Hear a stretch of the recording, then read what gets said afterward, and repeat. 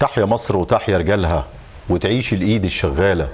مصريين بيشقوا قنالها بالهمه سواعد رجاله. بعد الصبر وجانا الخير، يا بلدنا حلوه يا منصوره، ومشينا لاخر المشاوير والكل هيضحك في الصوره. اهلا ومرحبا بكم وبرنامجكم برنامج مناره الثقافه الذي يتبنى قضيه الوعي للشعب المصري واهالينا المصريين.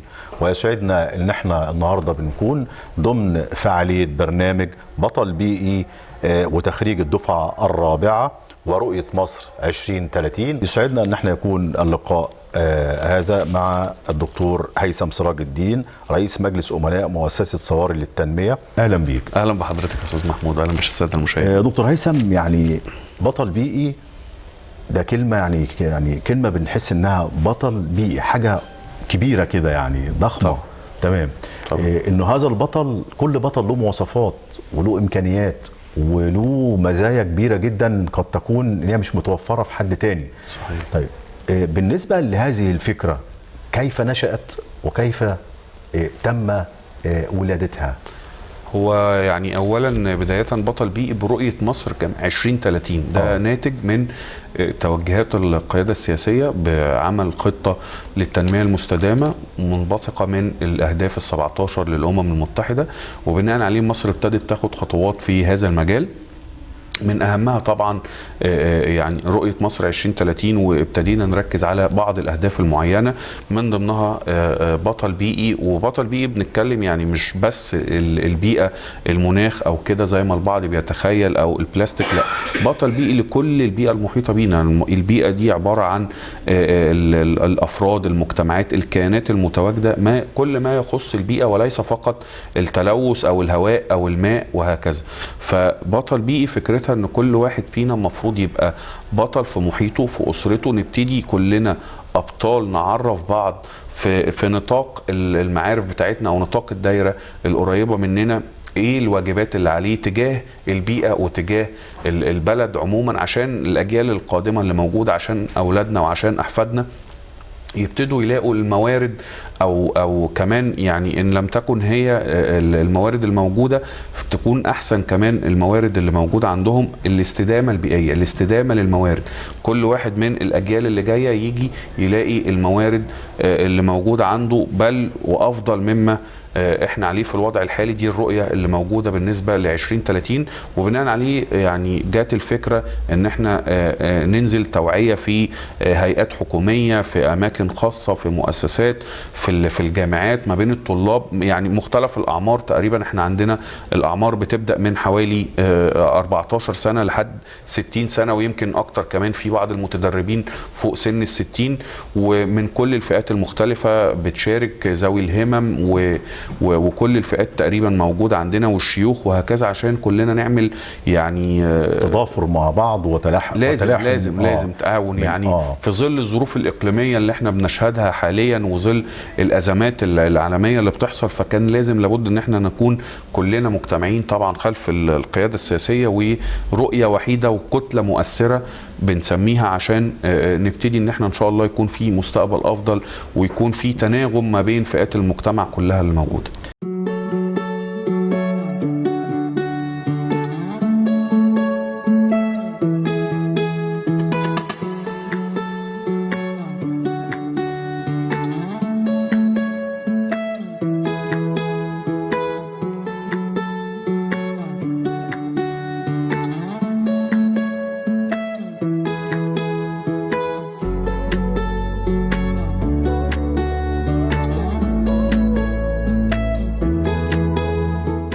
انسي الجراح يا مصر، آن الأوان تفرحي، لسه البراح موجود، ضم الولاد وارمحي، طول ما الجناح مفرود ما تحوش أي حدود، وأنا ابنك الموعود كل الضروب مطرحي. يسعدنا إن احنا بنستكمل هذا اللقاء مع قيمة وقامة كبيرة جدا في الإسكندرية.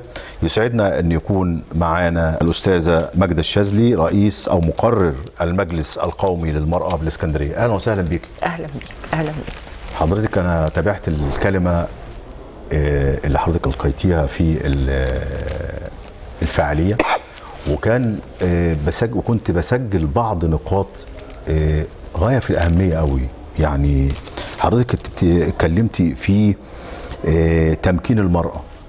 طيب تمكين المرأة، الشيء اللي انا عايز او يعني اطرحه عشان نوصله للمشاهدين الكرام، تمكين المرأة، هل نحن وصلنا لتمكين المرأة بالكامل ولا لسه قدامنا مازال المزيد والمزيد لتمكين المرأة؟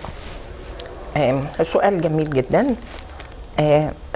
يمكن أنا قلت في اللقاء أن كلمة تمكين هي موجودة في الاستراتيجية، تمكين المرأة المصرية 2030، وكلمة تمكين نهايتها تحقيقها 2030. ليه؟ لأن التمكين ليس من أول مرحلة، التمكين لها خطوات وأهداف متتالية إلى أن أصل إلى التمكين. أكيد. أول حاجة، وده اللي المجلس بيشتغل عليها، الوعي. لازم يبقى فيه وعي عالي جدا وتنوير وإعادة بناء الفكر اللي موجود عشان أقدر أستقبل كل ما هو جديد. بعد الوعي أبقى أنا فاهم، طالما أنا فاهم أبقى أنا مدرك للحاجات الموجودة. أكيد. أدركتها، بقى عندي خبرات، بقى عندي قدرات، إذن أنا متمكن وأقدر أتفاعل معها. ما هو قدرات أتمكن، دي الآخر حاجة. تمام. إذن 2030 تتحقق أهداف الاستراتيجية لتمكين المرأة المصرية 2030. إن شاء الله لما هيبقى 2030 50 تتعدل الأهداف وهيتم تقييم الموجود، وأكيد أنت بتتطور في التمكين. فالتمكين عمره ما هينتهي، عمره ما هيكون له سقف. كل ما ترتفع بقدراتك وخبراتك كل ما التمكين بيرتفع معاك، كل ما تتوسع على مستوى أعلى. إذا كنت بتتمكن باستراتيجية مصرية، أنت لسه هتتمكن على مستوى الوطن العربي، أنت ممكن تتمكن على مستوى العالم. فالتمكين سلسلة ممتدة. احنا ما زلنا عندنا أمية فكرية، احنا ما زلنا بنعاني. ويمكن أنا لما بتكلم مع الشباب في الجامعة والكلام ده، أنا بقول له أنت هتتخرج، هتحصل على شهادة، هتحصل على تقدير. التقدير بيعبر عن درجة تحصيلك، درجة كلام حفظته، وتخرج للواقع. أنت مين عشان تبقى في الواقع؟ بقيت إيه؟ مهندس؟ قدراتك إيه الأخرى؟ معلوماتك إيه؟ تمام. هو أنا بشتغل في المكان اللي أنا هروح فيه قاعد إداري، ما هو أنا من غير وعي، من غير منظومة متكاملة، من غير ما أعرف أطور نفسي، أفهم العالم المحيط بيا كله ماشي إزاي، يبقى أنا هقف في مكاني. صح. ما عنديش جديد. فأنا بالنسبة لي الوعي، لما بتكلم، لو اتكلمت من الوعي مع الاقتصاد، هو لما بندي تمكين اقتصادي، هو ده مش عايز الواحد يشغل دماغه ويفهم ويقول أفكر إزاي في مشروع؟ طب فكرت في مشروع، أبدأه إزاي؟ طب إزاي أعرف أعمل دراسة جدوى للفكرة اللي معايا؟ إزاي أعمل تقييم مرحلي عشان أشوف أنا ماشية صح ولا غلط، ولو في سلبيات أعالجها؟ دراسة الجدوى مش بس هتبقى على بتفكر إزاي، لا، ده أنت الناحية المالية والصرف فيها، قدراتك، وإزاي يبقى عندي انفستمنت أو عندي استثمار من خلال هذا الاقتصاد.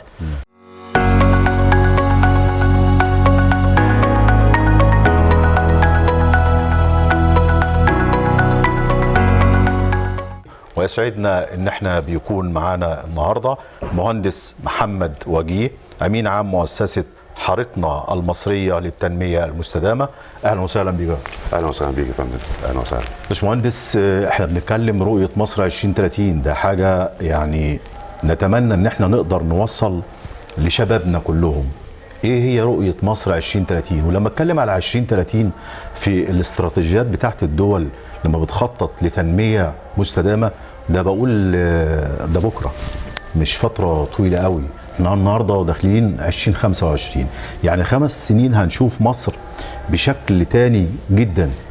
طيب مؤسسه حارتنا المصريه للتنميه المستدامه ماذا اعدت لرؤيه مصر 2030؟ اولا برحب بحضرتك وبرحب بالجمهور الكريم. الحقيقه احنا النهارده بنحتفل ببرنامج بمبادره بطل بيئي، تخريج الدفعه الرابعه للمبادره. مؤسسه حضرتك المصريه هي دورها دايما تنميه مستدامه. بقى لنا فتره شغالين على تنفيذ القواعد 17 للتنميه المستدامه. النهارده واحنا بنخرج الدفعه الرابعه لمبادره بطل بيئي. مبادره بطل بيئي تم تدشينها في مارس 2024. كان يسبقها بروتوكول تعاون ما بين جهاز شؤون البيئه والذي يمثله الدكتور علي مسن رئيس الجهاز، ومؤسسه حضرتنا المصريه والتي يمثلها رئيس مجلس الامناء النائب المهندس ايهاب زكريا عطله عضو مجلس الشيوخ، وشهد البروتوكول وزيره البيئه الدكتوره ياسمين فؤاد. الحقيقه مبادره بطل بيئي بشكل عام هي بتهدف تعظيم دور التطوع البيئي لدى شباب مصر، لان الفتره اللي جايه كلها اجيالنا هي الاجيال اللي جايه هي اللي هتشوف التغيرات المناخيه والتغيرات البيئيه اللي موجوده في مصر. وطبعا يهدف اكتر لخلق كوادر شبابيه وكوادر تطوعيه تخدم حمايه البيئه، وتحاول بقدر المستطاع ان هي توسع الثقافه العامه للشعب المصري في خلق بيئه متاحه، يعني بيئه مصريه اصيله فعلا. الفكره في ايه يا استاذ ابراهيم؟ احنا دلوقتي بنشتغل متوسع في الشغل. السيد الرئيس عبد الفتاح السيسي وسع في الشغل بطريقه كبيره جدا، والشباب استفادوا جدا سواء في الجامعات او في الوظائف الحكوميه عموما، بداوا يتحركوا معانا، وشايف اقبال كبير وقبول جدا من المتدربين عندنا في المبادره، انهم يشاركوا بالظبط كده، شاركوا ووقفوا معانا وعايزين يتعلموا اكتر.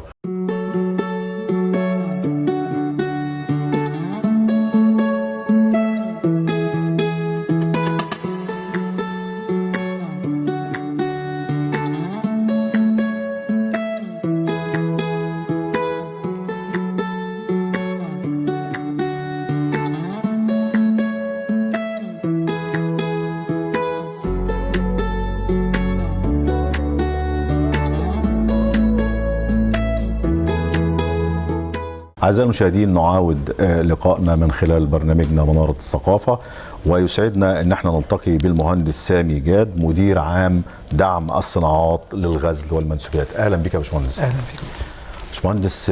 بنتكلم بالصناعة وبنتكلم في المنسوجات المصرية القطنية اللي هي احنا من قديم الزمن لنا ميزة نسبية، كما يقال في الاقتصاد الميزة النسبية، كانت عندنا ميزة نسبية، وإن شاء الله إحنا رجعنا للوضع ده تاني. إن شاء الله. المنتج المصري من المنتجات القطنية كان له شهرة عالمية. شايف الوضع كان قديما إزاي، والآن إحنا وصلنا فين؟ الحقيقة زي ما حضرتك تعلم، والمقدمة بتاعت حضرتك عن القطن المصري، القطن المصري ليه باع طويل جدا، فترة من الفترات يحتل الصدارة في العالم، وبعدين فترة تانية تذبذب بسيط نظرا للأحوال في العالم كله زي ما حضرتك عارف، وتذبذب السياسات. ولكن حاليا الإدارة السياسية والقيادة السياسية في مصر الحقيقة لا تألو جهدا، وادت تعليماتها الصارمة والواضحة بعودة القطن المصري للريادة، وده ظاهر على المستوى الخاص والعام. في الفترة الأخيرة القطن المصري إن شاء الله عائد إلى أمجاده، عائد إلى مواصفاته الممتازة اللي كانت عليها، واتجاهات حاليا لعودة المصانع ذات القيمة العالية زي المحلة وكفر الدوار بتعليمات القيادة السياسية تشتغل بجميع طاقتها. والحمد لله الحمد لله احنا في طريقنا إلى تعديل المسار، وده واضح في الفترة الأخيرة. يعني لو حضرتك بتطلع على أخبار الدولة في المنتجات النسيجية، الحمد لله الأمور بترجع لطبيعتها، وفي وقت قصير جدا جدا هتشهد مصر عودة للريادة على مستوى العالم إن شاء الله.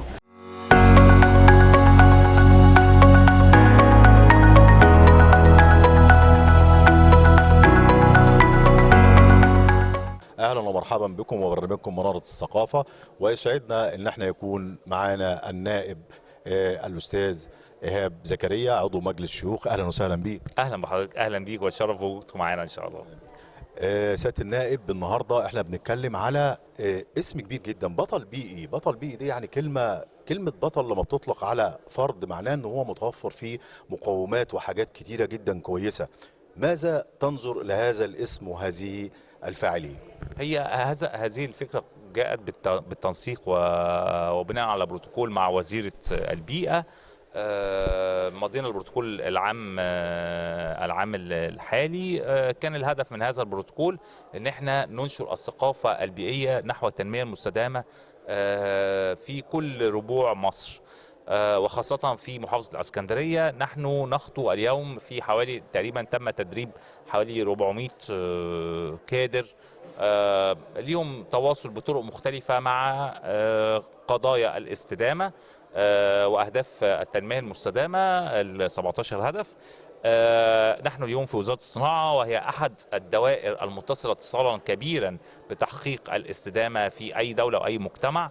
نرى تجاوب كبير جدا، ونرى أن وزارة الصناعة تخرج وتحاول بشتى الطرق أن تحدث التطوير المرجو وتلاحق التطور الرهيب الذي يحدث في الصناعة، سواء في الثورة الصناعية الرابعة أو إحداثيات التنمية المستدامة. هذا المشهد يدل أن الدولة المصرية تعمل بجد لكي تحقق هذا التطور المنشود لتحقيق التنافسية العالمية للصناعات المصرية. نحن سعداء لأننا نحقق دورنا كمجتمع مدني، سعداء لأننا حققنا التواصل بين وزارة الصناعة ووزارة البيئة، وأن يكون هذا النشاط مشتركا بين الوزارتين. نحن سعداء لمدى تجاوب المتدربين على هذا البرنامج وقدرتهم على تنفيذ برامج فعلية تخص التنمية المستدامة في وظائفهم ومنشآتهم وفي حياتهم اليومية. نحن سعداء لأننا نحقق أهداف الدولة المصرية نحو تنمية مستدامة حقيقية ملموسة في هذا المجتمع. ونتمنى أن يتكرر هذا البرنامج في أماكن أخرى ودوائر أخرى ووزارات أخرى إن شاء الله، وسواء على المجتمع المدني أو داخل القطاع العام أو القطاع الخاص على السواء. جميل جدا يا باشمهندس. حضرتك وانت الكلمه على المنصه انا اخذت منها كلمه مهمه وكبيره جدا، وألا وهي رؤية مصر 2030 وإصرار معالي وزير الصناعة على التقدم في الصناعة وإحداث طفرة فيها. كيف؟ بص، هو أنا عايز أقول لحضرتك حاجة. الواحد بعد زيارته لدول كثيرة وتجارب تنموية مختلفة، الإرادة.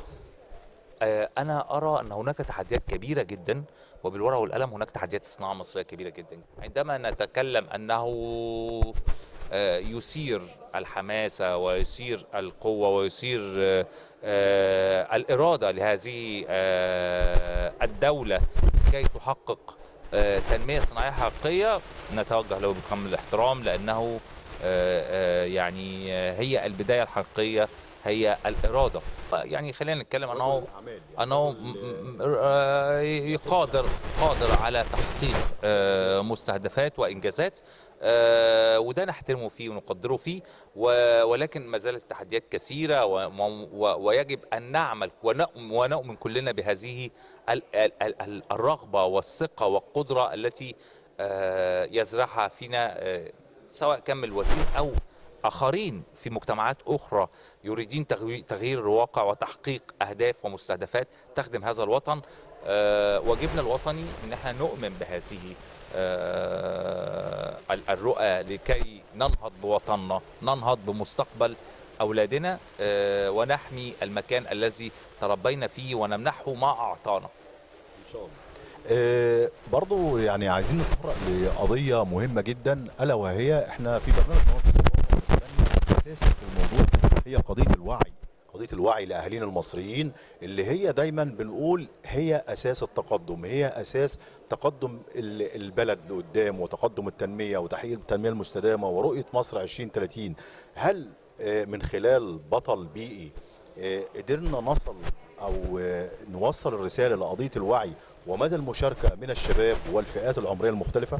هو احنا خلينا نتفق ان بطل بيئي هو جزء من يعني احد اهدافه، وهو الوعي البيئي في البدايه. في هذه المرحله نحن نرتكز على تحقيق الوعي البيئي في هذه الفتره. يعني المجتمع المدني بيحاول يحقق الوعي البيئي بشتى الطرق. فيعني خلينا نتفق ان احنا هذا الوعي لا في تجاوب وفي رغبة وفي إقبال على مجموعات كبيرة من الشباب إن هي تحقق هذا الوعي البيئي في مجتمعاتها، ونتمنى أن يتحقق يعني يتحقق باستمرار هذا أو ينتشر هذا الوعي في طبقات مختلفة سواء للشباب أو الأكبر سنا، وأن تعي كل الطبقات أن هناك تغير في إحداثيات في الإحداثات العالمية للتنمية، ليس فقط على مصر، ونحن لا نفرض أمورا على المجتمع المصري، ولكن هي أمور ومحددات موجودة وفرضها العالم على ذاته، فيجب أن نكون ملتزمين بالتطور العالمي ناحية القضايا الإنسانية. قضية الاستدامة هي في البداية قضية إنسانية قبل أي شيء. فعشان كده أنا شايف إن احنا النهاردة في المجتمع المصري لا في تجاوب وفي رغبة في التطور، وشايف في خطوات جدية وحسيسة من كل الطبقات ومن المجتمع قبل أن نكون من الإرادة الحكومية. عشان كده أنا متفائل جدا أن احنا نحقق إنجاز حقيقي لوجود إرادة للدولة ووعي للشعب ان شاء الله. بنختم بقى اللقاء بتاعنا. مصر استحثت او كان لديها حس عالي جدا في موضوع المناخ، وحينما كان مؤتمر المناخ المنعقد عندنا طرحنا رؤيتنا وطرحنا ان احنا بنقول عايزين نكون فاعلين على ارض الواقع، وخدنا خطوات. رسالة من النائب إيهاب زكريا عضو مجلس الشيوخ للعالم كله، بحيث نوضح نقول احنا كلنا في مركب واحد. ماذا يقول؟ طبعا التواصل على مستوى مؤتمر المناخ وما تم في مصر كان هام جدا جدا جدا. ما يسمى صكوك الكربون ومدى تداولها ما بين الدول المختلفة، ما زالت هناك قيود، ما زالت هناك أزمة في تمويل